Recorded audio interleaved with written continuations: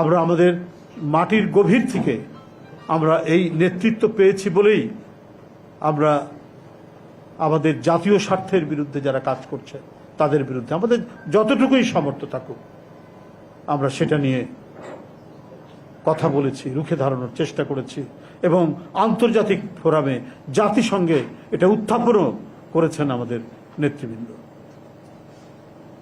জিয়াউর রহমান সাহেব, মরহুম জিয়াউর রহমান সাহেব করেছেন, বেগম খালেদা জিয়া আন্তর্জাতিক ফোরামে নিয়ে গেছেন।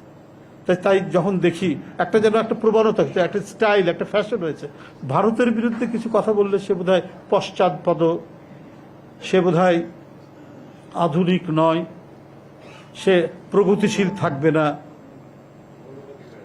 এই ধরনের মধ্যে একটা প্রবণতা, এটা খুব পরিকল্পিতভাবে এই মাইন্ডসেটটা তৈরি করার চেষ্টা চালানো হয়েছে।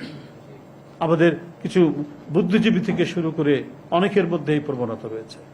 কিন্তু এদেশে ভারতীয় আগ্রাসনের বিরুদ্ধে, আধিপত্যবাদের বিরুদ্ধে এই শব্দ, টার্মস, টার্মিনোলজিগুলো ব্যবহারই করেছেন হচ্ছে বামপন্থীরা।